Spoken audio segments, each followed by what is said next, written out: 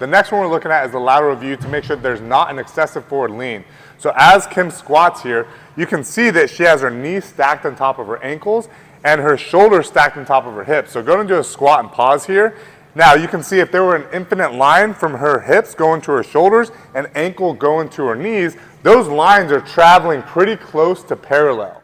Let's talk about the excessive forward lean and what that's going to look like. So she'll put her arms back up and squat down again here, and you're going to see with that excessive forward lean, that hip to shoulder and ankle to knee, those lines are going to intersect pretty quick. And if she had weight on her back here, that weight's not on top of her midfoot, it's in front of her foot and putting a lot of stress on her lower back right here. So how do we fix that? There's a few things that we can do, but the first thing that we're going to look at is ankle mobility. So you might see people squat where they put plates underneath their feet or lift with Olympic weightlifting shoes. Those are some of the things that can help it.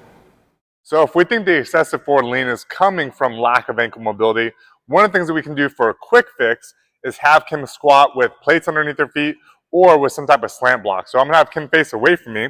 I'll place these underneath her feet, and then I'll have her squat, and I'll watch from that lateral point of view again, and I'll see that she's able to get to great depth and maintain the shoulder stacked on top of the hip and the knee stacked on top of the ankle, and those two lines are parallel. So that tells me right then and there that it's probably lack of ankle mobility. I can also do some mobility drills to be able to help with that. So one of the first drills is going to be a hip opener.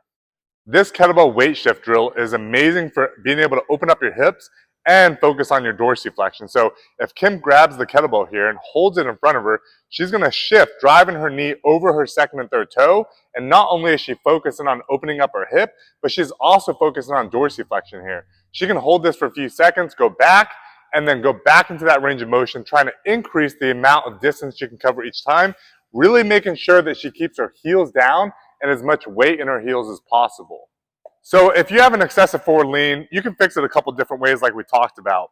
If it's coming from your ankle mobility, you can do temporary fixes like putting on an Olympic weightlifting shoe or using heel blocks. You can also focus on your ankle mobility by doing the kettlebell weight shift, which will help open up your hips and increase your dorsiflexion.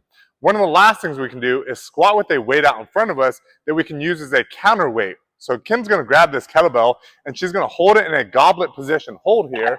And as she squats down, she's going to pause at the bottom for about 5 seconds here, focusing on her foot being a tripod with the weight in the heel, base of her big toe, base of her pinky toe, and staying upright.